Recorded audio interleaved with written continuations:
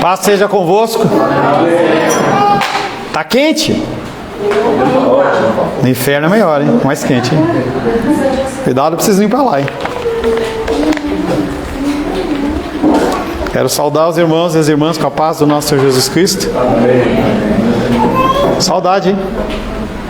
Serginho era o violeiro no seu lugar, ô Moisés. É.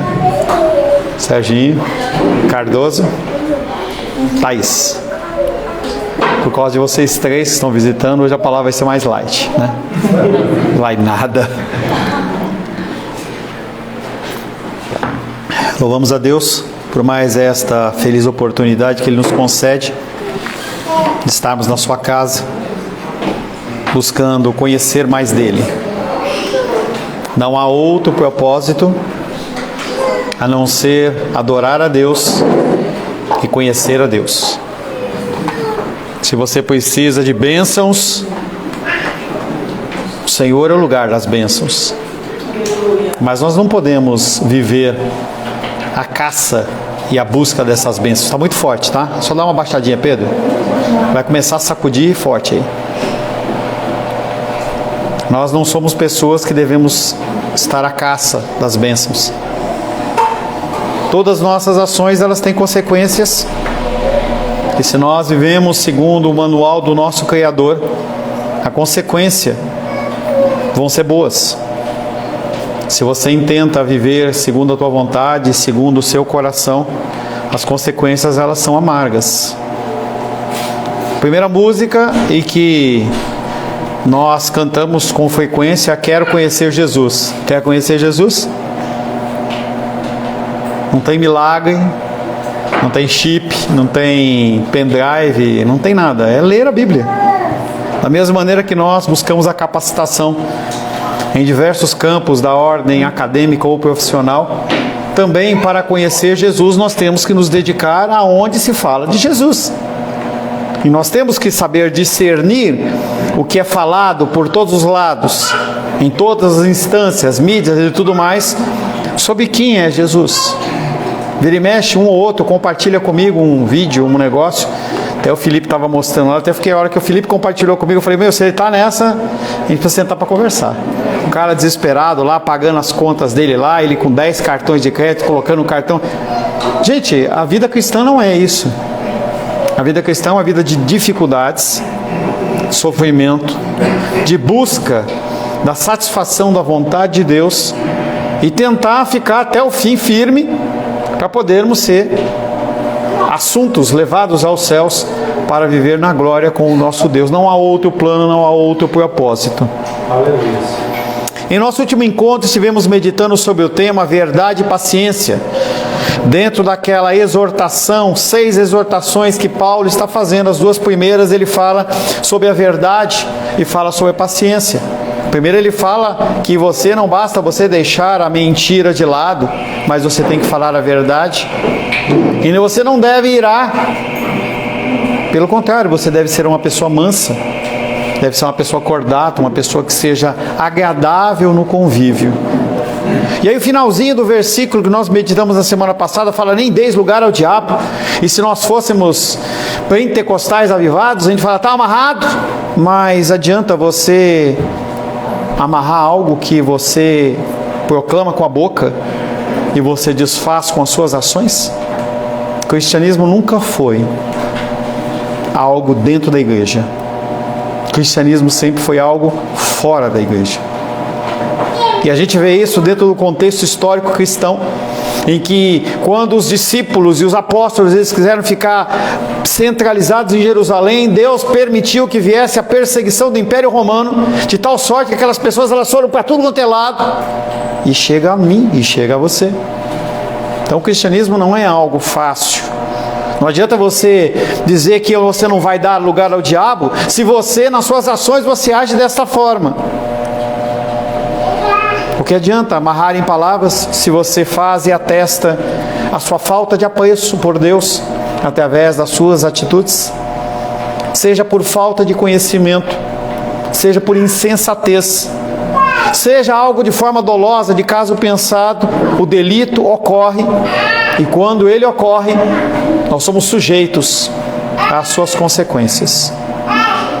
Todos eu quero chamar a atenção de vocês para o culto.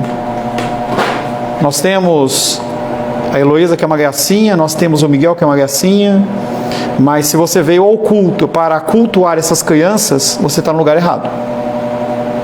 Aqui nós estamos tentando falar a palavra de Deus, é a mesma coisa que você ir na academia e ficar sentado só tomando água, entendeu? É perda de tempo, entendeu? Por isso que eu falo que o tempo cultico é uma vez por semana, para que você possa se dedicar a isso. Se você porventura quiser cuidar da Heloísa e quiser cuidar do Miguel, eu tenho certeza que os pais eles vão ficar super felizes de ter um tempo de folga.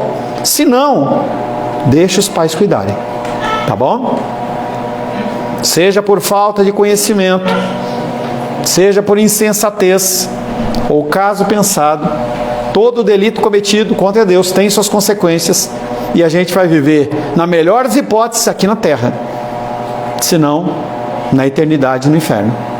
O inferno é algo real. O Satanás é um ser que existe, não é uma brincadeira, não é uma invenção. E muitas pessoas, inclusive dentro da nossa igreja, estão caminhando para lá, ao invés de caminharem para as mansões celestiais. Os versos que nós meditamos na semana passada foi Efésios 4, de 25 a 27, que disse: por isso, deixando a mentira, fale cada um a verdade com o seu próximo, porque somos membros uns dos outros. Irai-vos e não pequeis, não se põe o sol sobre a vossa ira, nem deis lugar ao diabo. As duas primeiras exortações de Paulo tratam do falar a verdade e não só deixar de mentir. Não basta você deixar de comer uma coisa que é ruim se você não se alimenta de uma forma boa. Pessoas, elas mudam as suas formas de alimentação e elas não se atentam à quantidade de vitaminas e elementos que precisam adquirir no seu organismo para serem saudáveis e simplesmente se abstêm de coisas. Má decisão. Você vai colher as dificuldades em relação a isso. Trata também não só de você não se irar contra o seu próximo, mas você trazer à memória que tudo que acontece de bom na sua vida não é pelo seu esforço, mas você é responsável, mas é pela graça de Deus na sua vida. Se você é como você é, se você tem diligência na leitura das Escrituras, se você participa das orações, se você é uma pessoa que é focada em Deus, isso não provém de você, isso não provém de mim. Eu posso, vez após vez, falar com você, mas enquanto o Espírito Santo não te convencer, você vai continuar achando que isso é algo de menor monta. Tenho falado sobre horário, e parece que não faz diferença nenhuma, mas entenda, e eu entendo isso, que se eu chego no horário é porque a graça de Deus ela está me convencendo a isso. Quando você não dá a importância a isso, quer dizer que está faltando graça. E por isso que nós precisamos orar mais, nos dedicar mais, para que a igreja ela possa realmente fazer a diferença que tem que fazer no contexto contemporâneo que nós vivemos, que é um contexto de destruição. As famílias estão sendo destruídas e não tem nada a melhorar, só vai piorar. E se você não estiver com os pés alicerçados na rocha, a sua casa ela vai ruir, que nem a casa dos 3 porquinhos, vai para o chão. A palavra de hoje tem como título trabalhador. Fala doce, não fala mansa, fala doce e bondoso. Quero convidar você a abrir a palavra de Deus em Efésios capítulo 4.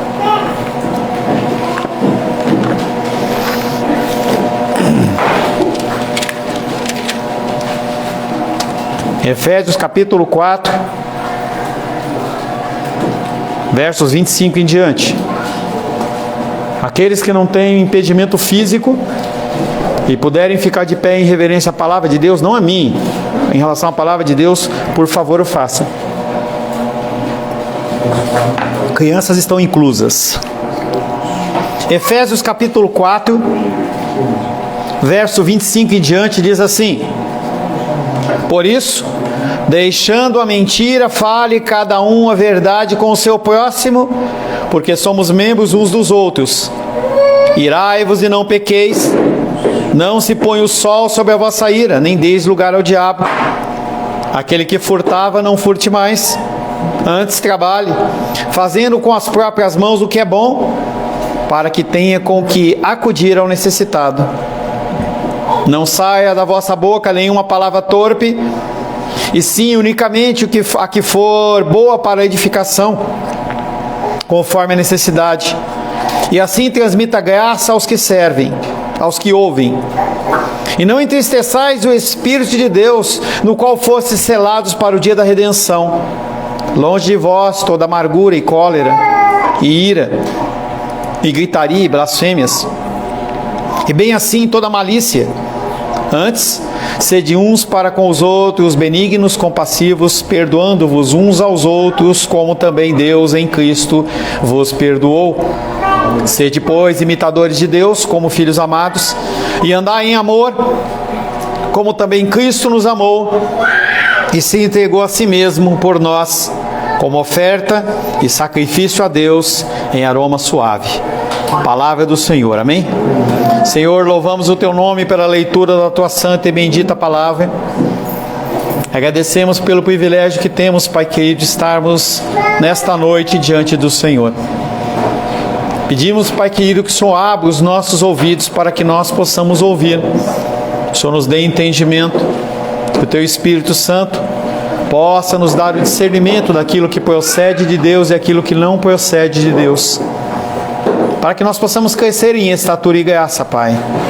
E eu peço também, Pai querido, que o Senhor me capacite a ser um instrumento da Tua vontade, que eu não venha, Pai querido, trazer uma mensagem do meu coração, que eu não venha envergonhar o Teu Evangelho através da minha humanidade, e possamos, Pai, todos receber uma mensagem santa do trono do Senhor. Oramos em nome de Jesus, amém. Podeis se assentar em nome de Jesus.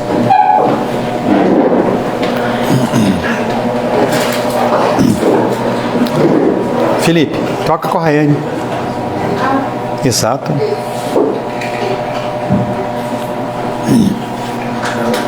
Trabalhador.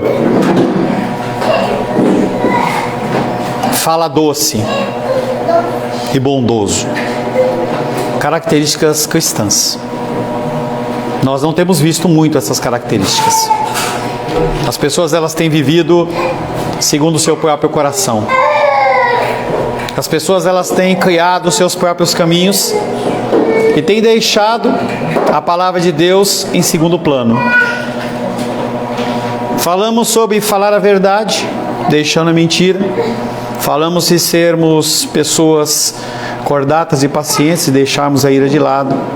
E no verso 28, o apóstolo Paulo fala: não furte, mas sim trabalhe e contribua.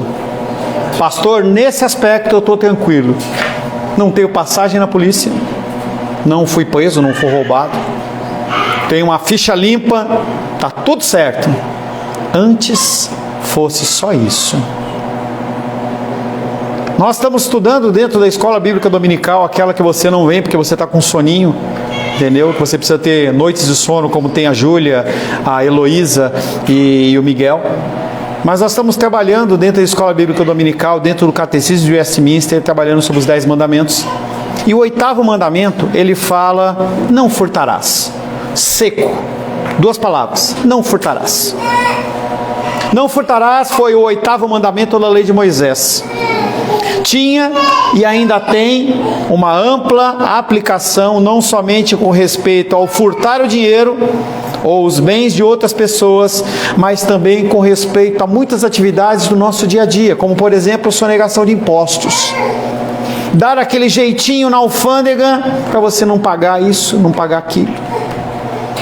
Você não abençoar o seu funcionário de uma maneira correta, reter o salário dele, algo que eu puxei isso quando eu li na semana passada. Eu conversei com a Rosângela, porque tem uma moça que faz faxina aqui pra gente a cada 15 dias.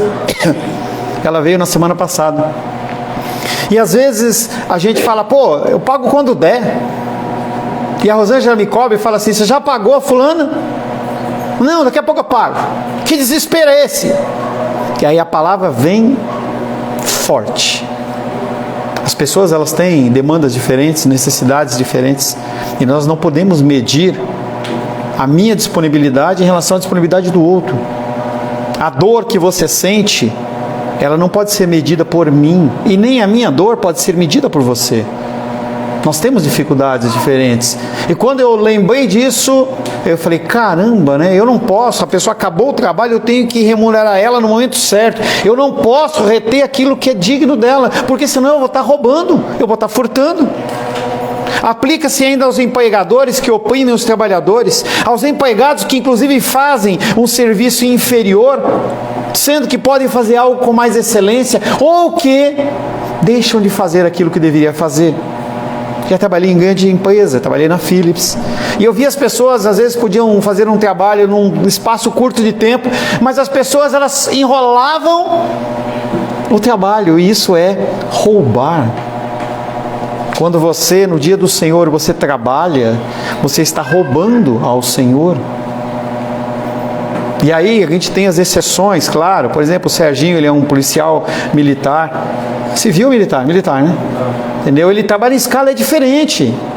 Dentro da nossa faculdade, dentro daquilo que nós temos a possibilidade, façamos. Se assim não fosse, você vai no hospital no domingo e aí você morre, porque o cara não vai trabalhar. Não é assim. A lei de Deus, ela é racional. Nós estamos falando sobre fazer coisas à revelia ou não.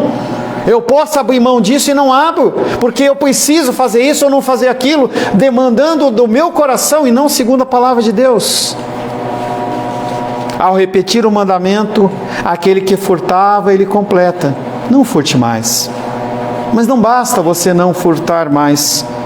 O apóstolo, ele vai além da proibição, como ele fez em relação à verdade, como ele fez em relação à ira, e ele fala, ele deve começar a trabalhar, fazendo com as próprias mãos o que é bom, ganhando a própria vida.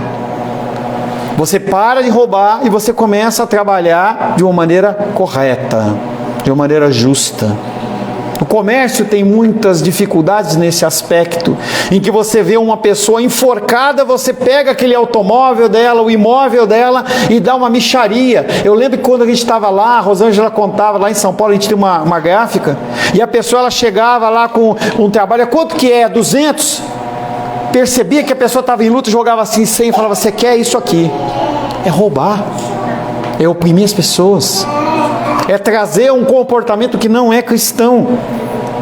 Não basta o ladrão cessar de furtar, ele deve começar a trabalhar, fazendo com as próprias mãos o que é bom, ganhando a própria vida. Depois, não somente sustentar a si mesmo, sustentar a sua família, mas também começar a acudir ao necessitado, que é algo que eu tenho falado com vocês com frequência. Deixa no console do teu carro moedinhas de 50 centavos, de R$1, deixa umas notinhas de 2. Quando o cara pedir para você um auxílio no farol, você pega o dinheiro, abre e dá. Não entra no juízo que, mas ele vai usar para drogas. Não entra nessa.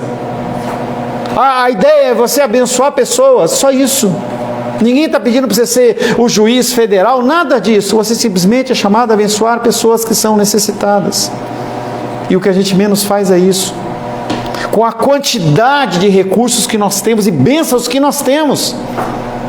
E aquilo que eu tenho batido na tecla, qual a dificuldade de você abrir a sua despensa e pegar um saquinho de feijão de alguma coisa, custa 5, 10 reais, e colocar na caixinha para abençoar a favela?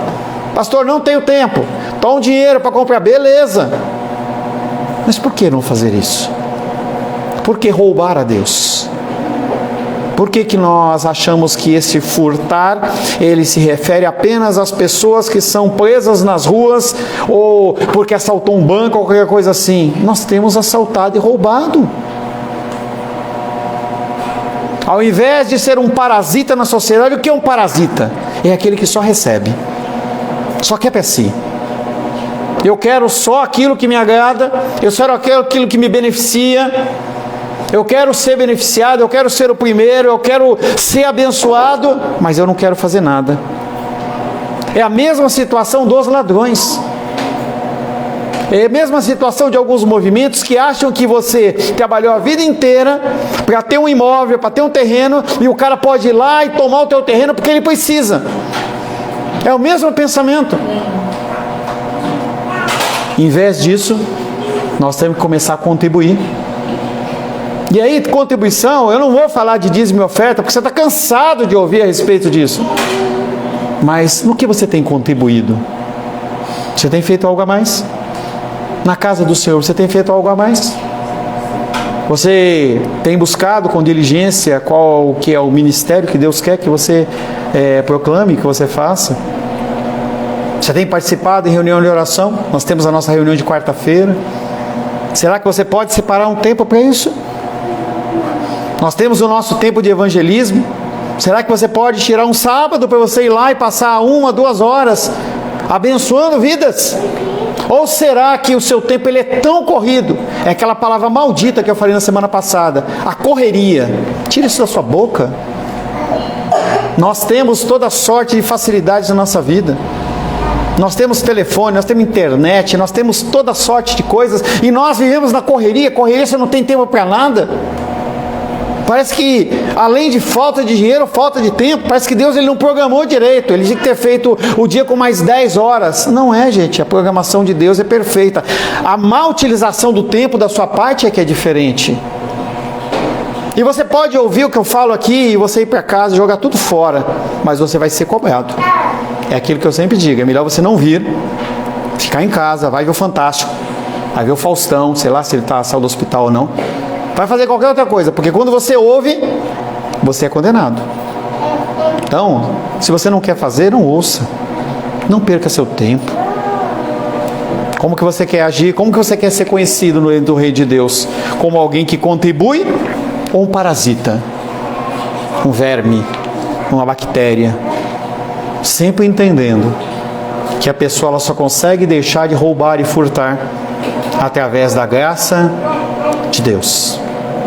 Deus, derrama graça sobre a minha vida, para que eu possa ser uma pessoa que seja mais doadora do meu tempo, ouvir pessoas, ligar para pessoas. Então, eu vou separar um tempo do meu dia, eu vou ligar para fulano, vou ligar para Beltrano, vou ligar para Ciclano, vou perguntar como é que ele está, posso te ajudar em alguma coisa? Posso orar por você? Tirar um tempo de meia hora por semana, não é muito tempo. Fala assim, hoje eu vou ligar para abençoar vidas. Gabriel, como é que você está? Posso orar por você, Gabriel? Posso abençoar a sua vida? Só isso. Só liguei para isso. Desliga. É uma forma de você usar o seu tempo com sabedoria. Não use a boca para o mal, mas sim para o bem. E verso 29 e 30. Ele vem falando sobre a condição. Como nós usamos a ferramenta da fala. A boca fala do que o coração está cheio. O que você tem falado? O que tem ocupado o seu tempo no falar? No falar inclui teclar. Muitas pessoas hoje muito mais teclam do que falam. Então entenda que isso também está incluso. E ele diz, não saia da vossa boca nenhuma palavra torpe ou torpe, e sim unicamente que for boa para a edificação, conforme a necessidade, e assim transmita graça aos que ouvem. O que você transmite com a sua boca? As pessoas elas ouvem palavras de conforto, de correção, quando necessário, em amor, ou só besteira? Ou você é reconhecido como aquele que é o piadista, aquele que é o palhaço da turma? Como que as pessoas te reconhecem? Quando você se identifica como cristão, as pessoas elas realmente fazem uma ligação entre aquilo que você fala e aquilo que você diz que é ou não. Não saia da vossa boca nenhuma palavra torpe, sim unicamente que for boa para a edificação, conforme a necessidade, assim transmita graça aos que ouvem. O que você fala? Abençoa vidas. Porque se não abençoa, sabe o que você faz? Engole. Às vezes a gente fica usando a nossa palavra de uma forma à revelia e a gente não abençoa ninguém. Só cuidado para você não engasgar com aquilo que você está engolindo. Em vez de você falar, não fale. Comece a doutrinar o teu coração, que nem tudo você precisa falar.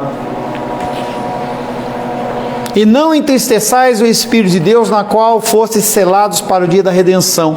O apóstolo volta do uso das nossas mãos para o uso da nossa boca. Tudo se reflete na área sensorial, os 5 sentidos. Como você utiliza isso? Se você for prestar atenção nas obras da carne, elas estão relacionadas com a visão, com a fala, com o paladar, com a audição, com o tato.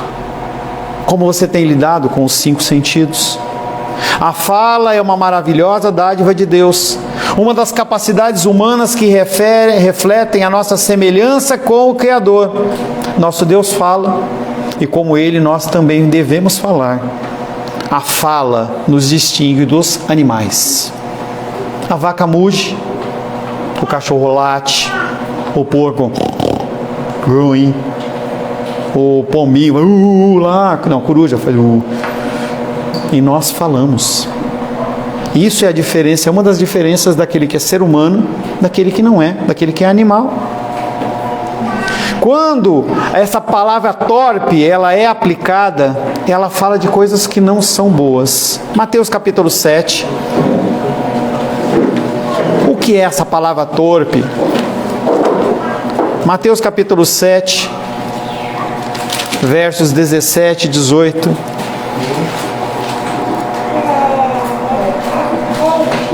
Mateus capítulo 7, versos 17 e 18 diz assim: assim toda árvore boa produz bons frutos, porém a árvore má produz frutos maus ou frutos torpes. Não pode a árvore boa produzir frutos maus, nem a árvore má produzir frutos bons. Em outra passagem ele diz que um rio de água doce, ele não pode fornecer água amarga. Um rio de água amarga não pode fornecer água doce. Então quando ele vem falando, não saia da sua boca nenhuma palavra torpe, ele não está falando nenhuma palavra podre, estragada. Quando é aplicada a conversa podre, podemos ter certeza de que de alguma maneira prejudica os ouvintes. Coma algo podre e você vai ver o resultado: dor de barriga, diarreia, alguma virose, algum problema estomacal, alguma coisa vai acontecer. É exatamente o que acontece quando você conversa besteira junto com as pessoas, e você está levando essas pessoas simplesmente a se estragarem. Você está contaminando. Um manancial que deveria ser purificado, ele é contaminado só pela sua palavra, só pela sua presença, só pelo que você compartilha. Cuidado com o que você compartilha na internet. Parece que é uma grande bênção. Eu vejo o cara faz uma asneira no seu lugar, dentro do culto cristão, e eu começo a compartilhar. Quando você faz isso, você está dando um ibope tal para aquilo, que aquilo para o Google fica relevante e mais pessoas são alcançadas por aquela mesma palavra torpe. Você não consegue compartilhar um versículo, mas você compartilha uma coisa errada. Você não compartilha uma mensagem abençoada, mas você compartilha uma besteira que o cara fez. Aquilo começa a ser divulgado. É a grande pegada da fake news, exatamente essa. Eu venho, falo uma aberração, a pessoa fica tão chocada que ela vai lá e compartilha com o Fagner. O Fagner não aguenta, compartilha com o outro, e a gente vai proliferar o quê? Palavra torpe. Você entende que a palavra de Deus, ela é muito mais do que a literalidade? O roubar é muito mais do que você passar a mão no negócio. Você usar sem sabedoria a fala é muito mais do que você simplesmente falar palavrão ou qualquer outra coisa. Quando a palavra torpe ela é aplicada, nós fazemos mal às pessoas que nos ouvem. Pelo contrário, devemos empregar o nosso dom sem igual da fala de modo construtivo, para edificação, ou seja, para sermos construtivos com as pessoas e não para prejudicá-las ou destruí-los conforme a oportunidade. E isso não quer dizer que você tem que ser o beato, aquele cara que não ouve nenhum louvor, não ouve nenhuma música que não for louvor, que você não pode sentar em lugar nenhum, porque isso é religiosidade, é outro lado. Nós vivemos num mundo pecaminoso e caído. Se você não interagir com pessoas, as pessoas nunca vão ouvir o Evangelho. Eu já contei para vocês. que uma vez estava lá, não sei nem se o nosso irmão Eli, que eu nem sei se ele está aqui em Brasília, eu falei de Deus para ele, ouvindo um show. Ele sentou, colocou o copo de uísque em cima da mesa e começou a conversar, e eu olhei para ele, conversei, ele me identifiquei como pastor, ele falou, você é pastor e está aqui, eu falei, qual o problema? E ele veio uma, veio duas, veio algumas vezes na igreja conosco, tem as dificuldades dele. Se a gente não for para o local onde há trevas, Vitor falou comigo essa semana, como que vai ter luz? Se a gente se fechar no nosso gueto cristão, como que as pessoas vão ser alcançadas? E quando você se expõe, é claro que você vai tomar pedrada. E se você toma pedrada e você se retrai, você é covarde. E nenhum covarde vai entrar no reino dos céus. É por isso que Cristo, diante da luta e dificuldade dele, ele fala, Pai, se possível, passa de mim esse cálice, mas que não seja feita a tua vontade, sim, e não seja feita a tua vontade e não a minha. Em nossas palavras, nós temos que transmitir graça às pessoas que ouvem. Jesus ensinou a grande relevância da fala. Nossas palavras revelam o que há em nosso coração, disse ele. E teremos de prestar contas no dia do juízo de toda palavra frívola que tenhamos pronunciado. No dia do juízo, você vai estar diante do Senhor. E Ele vai cobrar de você tudo que você falou. Na época anterior, lá em 1980, 90, se falava que, olha, Deus ele vai passar um videocassete. Quando eu me converti, mais ou menos em 2000, vamos colocar um DVD ou um CD. Agora talvez seja um Bluetooth. Não sei te dizer, eu sei que você vai estar diante do Altíssimo e Ele vai te confrontar do seu nascimento até a sua morte. O que você vai ter a apresentar ao Senhor?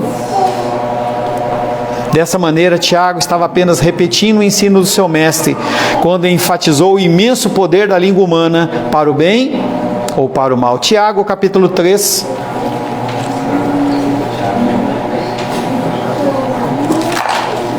Tiago, capítulo 3, a partir do verso 1.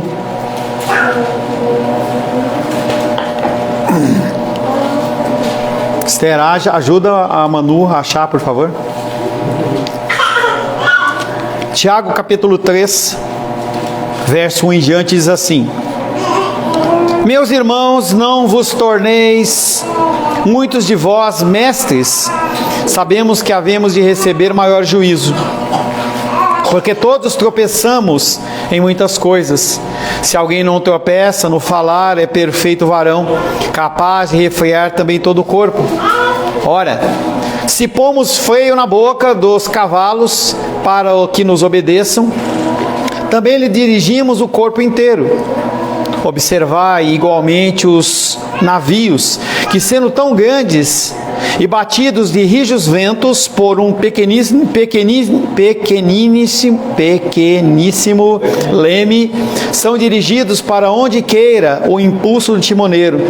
Assim também a língua, pequeno órgão, se gaba de grandes coisas. Vede como uma fagulha põe em brasas tão grande selva. Ora, a língua é fogo, é mundo de iniquidade. A língua está situada entre os membros do nosso corpo e contamina o corpo inteiro. Não só põe em chamas toda a carreira da existência humana, como também é posta ela mesma em chamas pelo inferno. É a minha boca, é a sua boca. É o que Tiago está falando lá, e o apóstolo Paulo está falando aqui, e Jesus falou lá nos evangelhos. Se somos verdadeiramente uma nova criação de Deus, desenvolveremos sem sombra de dúvida novos padrões de conversação. Não há mudança automática. Não existe isso aí, tá? É um trabalhar. É aquilo que eu venho falando. Vocês têm que colocar os meninos, as crianças para lerem em voz alta. A gente vê claramente a leitura do Pedro ficando normatizada. Daniel tem que se esforçar um pouquinho mais, mas está no caminho. É esforço, é diligência. Deus espera que a gente mude, que a gente crie um novo padrão de conversação. Você pode de vez em quando falar humano, falar velho, aqueles negócios lá, mas o seu linguajar, ele tem que ser um linguajar que transmita pureza. As pessoas têm que ter prazer em conversar com você, em que você sabe tanto ser uma pessoa feliz, uma pessoa que sabe conversar coisas que são agradáveis, são contemporâneas, mas também falar coisas sérias. As pessoas elas têm que identificar em você uma pessoa que seja um manancial para as dúvidas e dificuldades que ele tem, e fale assim: Esther, você pode me ajudar com isso? Eu estou vendo como está a tua filha, eu estou vendo como é que você está ensinando ela, me ajuda. As pessoas têm que ver isso. Mas se você é uma pessoa que só conversa besteira, as pessoas elas não vão confiar naquilo que você fala. Eu sou fora daqui do altar, para longe de sério. As pessoas sabem como eu brinco, mas você tem que saber que você tem que ser, eu tenho que ser o pastor Paulo aqui na igreja, e quando eu tenho que exortar, e eu sei ser uma pessoa brincalhona fora, brinco com uma coisa, brinco com outra, mas tem que haver essa divisão. Nós temos que desenvolver uma nova forma de conversação. Ao invés de ferir as pessoas com as nossas palavras, e nós sabemos fazer isso muito bem, nós devemos usar essas palavras para ajudar, encorajar, animar, consolar e estimular as pessoas a fazer algo bom. As pessoas elas estão desesperadas, estão sem esperança nenhuma. Você tem que falar: Jesus Cristo é a saída. Jesus Cristo é aquele que traz a paz. Jesus Cristo é aquele que conforta. Ele é aquele que vai te dar a instrução do caminho que você deve seguir. Eu pessoalmente tenho sido desafiado pela fala contrastante entre o sábio e o insensato. Provérbios 12 ele vem falando sobre essa condição. Aquele que é sábio, ele é identificado pela sua fala. A pessoa fala e você ouve e fala assim: pô, eu quero ouvir mais disso. Apóstolo Paulo pregando lá no meio dos gregos, aquela filosofia toda, as pessoas olhavam assim: a respeito disso que você está falando, eu quero ouvir um pouco mais. As pessoas têm que ficar interessadas em relação ao que você fala. E aí o apóstolo Paulo introduz a ação do Espírito Santo. Por quê? Porque a nossa fala é uma das formas mais fáceis de nós entristecermos o Espírito Santo de Deus. E não entristeçais o Espírito de Deus, no qual fostes selados para o dia da redenção. O apóstolo estava consciente que por trás das ações dos seres humanos, nós temos personalidades parece que invisíveis. Parece que você fala uma coisa e vive outra. A pessoa olha para você: você é crente? Você realmente acredita em Cristo? Não parece. Você não sai da mesa do bar, enche a cara, fala palavrão, não demanda tempo de oração, não tem uma palavra de sabedoria. Você é cristão para quê? Para continuar a mesma coisa? Muitas igrejas e muitos cristãos, eles vivem dessa forma. Eles querem, como os fariseus diante de João Batista, apenas acrescentar às atividades que eles praticam apenas mais o batismo. Raça de víboras. Quem ensinou vocês a fugirem da ira vindoura? Vocês estão acrescentando mais um mandamento, mais uma religiosidade, é isso? O apóstolo Paulo acaba de nos advertir no sentido de que não devemos dar oportunidade ao diabo, no verso 27. Agora ele nos conclama a não entristecermos ao Espírito Santo, dando lugar ao diabo. Fica evidente aqui que o Espírito Santo é uma pessoa. Não tem como você entristecer uma coisa que não é um ser humano. Entenda que o próprio animal, ele age como instinto. Por mais que você ame o seu cachorrinho, você ame o seu gatinho, o seu peixinho, o seu passarinho, a sua iguana, sei lá, qualquer coisa, ele não consegue discernir, ele tem instinto. Se você bater no animal, ele instintivamente ele vai se afastar de você, ou ele vai tentar se proteger contra você. É aquilo que nós falamos. Se você não acredita nisso, coloca o teu bichinho diante de um espelho e você vai ver que para ele não consegue identificar que é ele. Por mais que as pessoas entendam que os bichinhos eles fazem porque amam, eles fazem instintivamente. Se você tiver um gatinho lá e você parar de colocar comida para ele, sabe o que vai acontecer? Ele vai lembrar que você cuidou dele por 1 ano, 2 anos, não, ele vai procurar alimento em outro lugar. Talvez para o cachorro seja mais difícil porque ele está preso no meio de um grade. Mas se alguém dá uma agrada para o bichinho que está com fome, aquele bichinho ele vai se afeiçoar àquele instintivamente. O Espírito Santo não, ele é uma pessoa, ele se entristece. Quando eu ajo de uma forma errada, ele se entristece. Da mesma maneira que pais, e quem não são pais ainda vai observar esse tipo de coisa, em que quando você dá um comando para o filho age de uma maneira errada, pesar no coração. Poxa, eu não queria que meu filho passasse por isso, mas ele está passando. O Espírito Santo é a mesma coisa. Poxa, eu habito dentro do coração dessa pessoa, e essa pessoa ela está trazendo essa imundícia para aqui dentro. É o que se fala, por exemplo, na prostituição. Quando você se une a uma mulher fora do casamento, você está em prostituição. E o Espírito Santo está lá encolhidinho. No exemplo mais humano, a gente poderia pensar em você praticando atos imorais na frente da sua mãe. Você fala, como? Nunca! Mas é exatamente o que a gente faz diante do Espírito Santo. Não saia da sua boca nenhuma palavra torpe. Fica evidente que o Espírito Santo ele é pessoal, mas o que entristece o Espírito Santo? Visto que ele é o Espírito Santo, ele sempre está entristecido pela falta de santidade.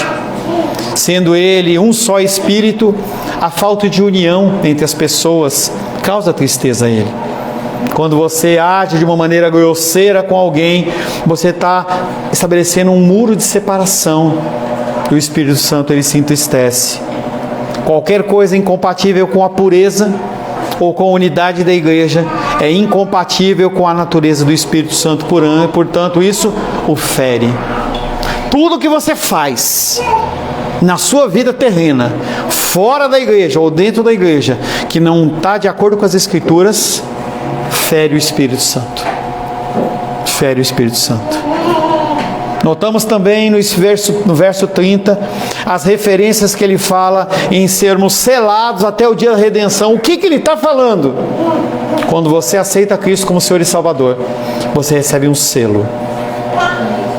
Você tem uma marca. Em Apocalipse fala que as pessoas elas têm uma marca e que se é identificado não é algo que eu e você vemos. Mas nós temos uma marca que inicia uma nossa caminhada na nossa vida cristã e vai até o dia da redenção. Esse selo é para mostrar para você que você tem que ter um novo comportamento, uma nova forma de agir, porque no dia da redenção, se você deu lugar ao diabo, você vai ser julgado por isso. O dia da redenção, embora já tenhamos a redenção no sentido do perdão, Deus já nos perdoou através de Cristo Jesus. O perdão de Deus ele não está atrelado a você pedir perdão ou ser perdoado, e sim o sangue do Cordeiro, graças a Deus por isso, senão todos iríamos para o inferno. Nós já somos perdoados.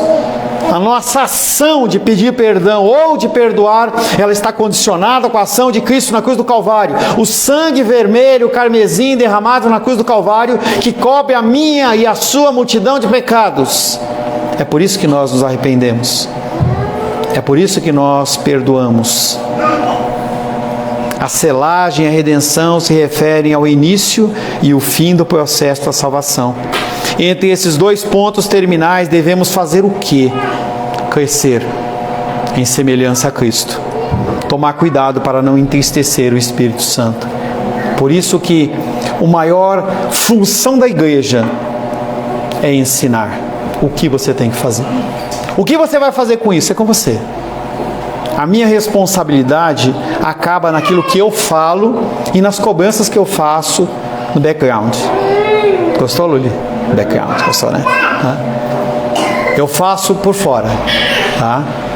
Mas eu não tenho gerência sobre a sua casa, sobre a sua vida. Eu posso perguntar para você, como eu falei, você está lendo a Bíblia? Estou lendo, pastor. A Júlia, combinei com ela dela mandar, ela não está mandando. Terça a gente conversa. Ontem você não mandou. Só ontem não, outros dias. Entendeu? Mas a responsabilidade minha é cobrar dela. Mas quem tem que ler é ela. Quantas vezes eu falava para a pessoa, você tem que ler um capítulo por dia. Aí chegava no 7º dia, o que a pessoa fazia? Pastor, você leu? Pastor, você leu, fulano? Claro que eu li, pastor. Ainda dá aquele ar assim, né? É claro que eu li, pastor. O senhor deu um comando, é lógico que eu leio, entendeu? A Apesar que é melhor você ler os 7 de uma vez do que não ler nada. O Espírito Santo, pois, é um espírito sensível. Ele odeia o pecado, a discórdia, a falsidade, e ele se afasta dele. Quando Saul, ele começa a exercer uma ação pecaminosa dentro do reinado dele, a palavra de Deus diz que o Espírito Santo se ausentou dele. E ele foi assolado por demônios. O diabo atacou ele. Um espírito da parte do Senhor. Vamos começar a desvincular esse misticismo de que a ação nas nossas vidas é o diabo agindo, entendeu? Como se Deus ele tivesse dado aquela cochilada e ela perdesse o controle. O Espírito Santo levou Jesus Cristo para ser tentado no deserto por Satanás. Ele manda o Espírito para atormentar a figura de Saul.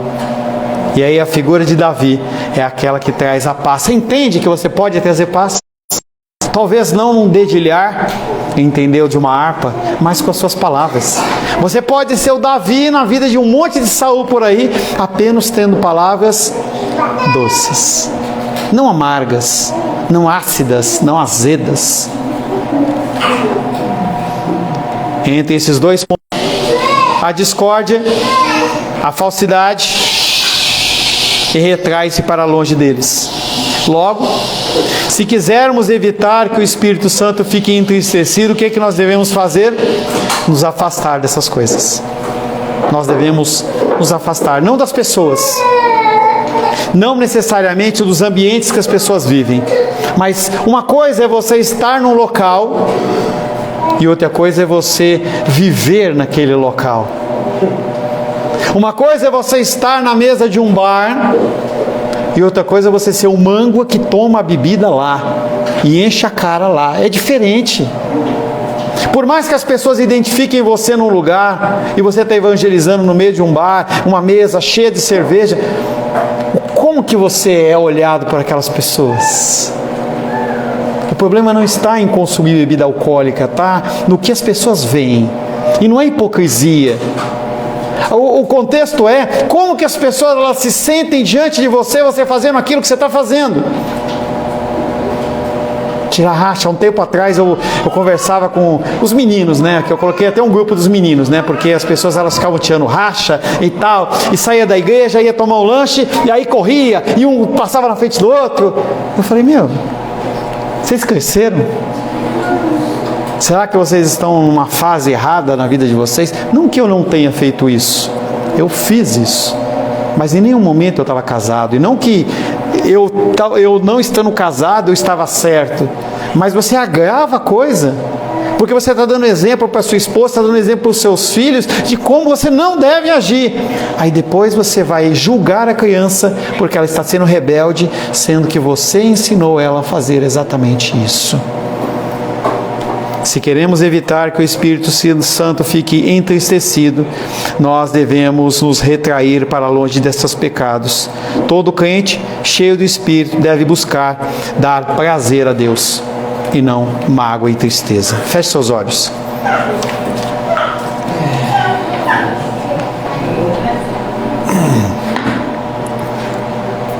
Deus, Tu és o meu fim. Meu maior e mais nobre prazer é me relacionar contigo por meio da minha alma racional e imortal. É doce e agradável olhar para o meu ser quando todas as minhas forças e inclinações estão unidas e empenhadas em te buscar. Quando a minha alma deseja e apaixonadamente aspira por conformar-se a ti e em ti me alegrar de uma forma completa. Nenhuma hora é gasta tão prazerosamente como estas em comunhão contigo e com o meu coração. Ó, quão desejável, quão proveitoso à vida cristã é o espírito de santa vigilância e bondoso zelo que me advém, quando a minha alma nada teme, exceto desagradar e ofender a ti, o Deus bendito, meu Pai, meu amigo, a quem eu amo e busco agradar, ao invés de agradar a mim mesmo. sabendo, como sei, que este é o caráter da piedade, digno da mais alta ambição e de ser buscado com afinco pelas criaturas racionais e santos cristãos, que a minha alegria possa vir de te glorificar e me alegrar em ti. Anseio por encher todo o meu tempo contigo, seja em casa ou fora de casa, colocar todas as minhas preocupações nas tuas mãos, estar completamente à tua disposição, não tendo nenhum interesse ou vontade própria. Ajuda-me a viver para ti, sempre, a fazer de ti o meu objetivo único e final, de forma que eu nunca mais possa, em hipótese alguma, amar meu próprio pecado, meu eu pecaminoso. Oro em nome de Jesus. Amém. Graças ao nosso bom, querido e amado Deus.